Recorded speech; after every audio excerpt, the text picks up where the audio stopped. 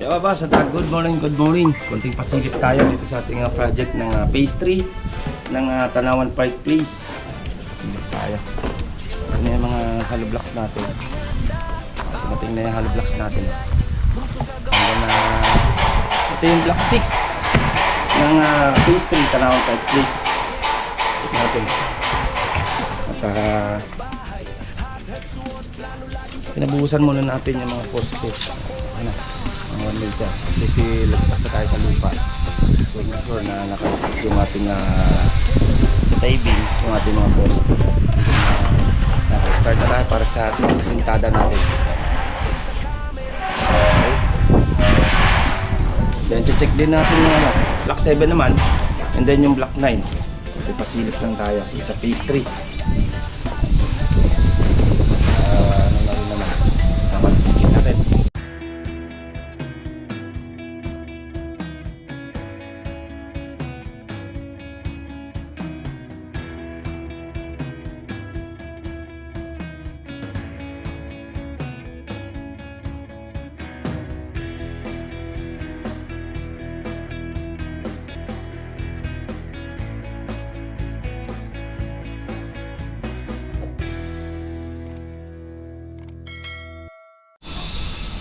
Yan o.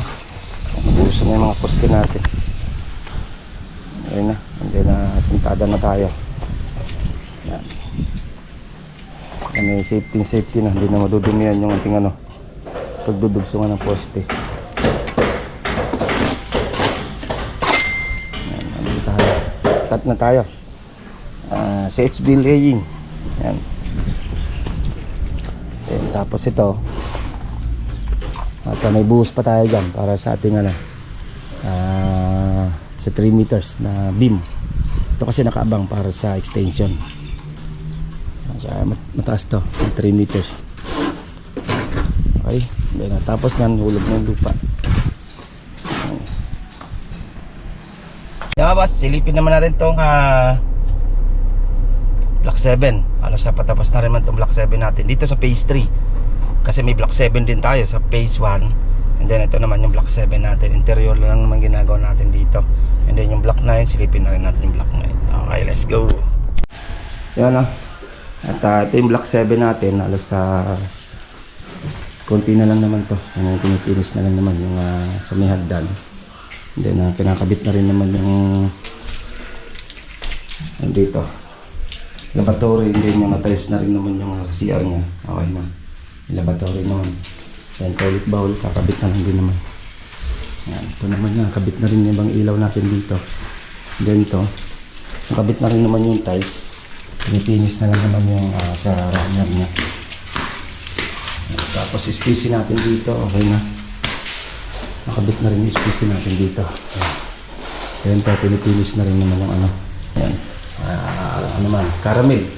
Ganda kasi yung pagka caramel, enamel kasi yan. Mga quick dry enamel. Then to, touch na.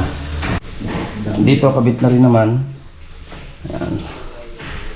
Yung mga kailangan, mga switch, outlet, breaker. Yan ang mga kailangan natin. Yan, kabit na rin naman to. Then to, okay na rin naman. Ayan, heater na lang kailangan natin. Mga accessories. Dito mga hamba, okay na rin naman. Then dito, yan, semi-gloss lang naman. Puti. Yung kanyang pinto. Halos sa okay na rin naman tayo dito. SPC na rin naman tayo.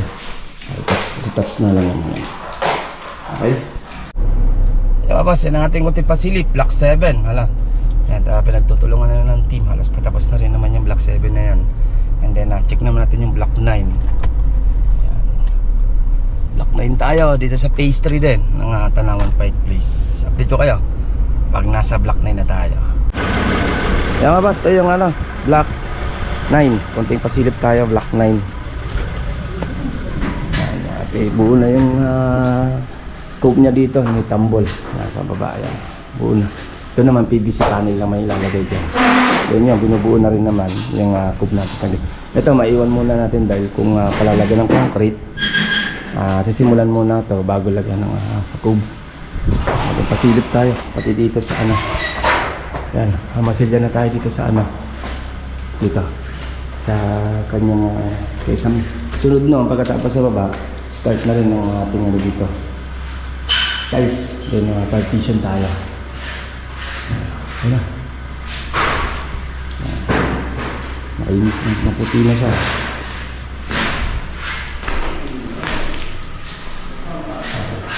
Kasi ito ano natin, block. Block na natin. Okay. Kaya boss, at yan ang ating konting pasilip sa ating project block 6, block 7, block 9. Yan, at ito na yung floor plan natin para sa Cavite, yung pinagawa ni client. Yan o. Dapat na kopya. Dadalhin natin bukas sa Cavite ito. Cavite tayo bukas. Shoutout kay Isa. Shoutout kay Isa. Siya ang gumawa ng ating floor plan to. Okay. Ito pong J Uragon Vlog, napakaganda po ng channel na ito, no? Tungkol po ito sa construction. Actual construction po ang channel na ito, no? Pag pinanood nyo po ito, panalo po kayo sa channel na ito. Napakaganda po ng mga video niya. Lalo na pong magaganda, no, yung mga iba't ibang design niya. Kakaiba po yung mga iba't ibang design niya sa mga kisame. Subukan nyo po panoorin J Uragon Vlog na ito. Matutuwa po kayo pag pinanood nyo po yung mga video niya. Maraming salamat po.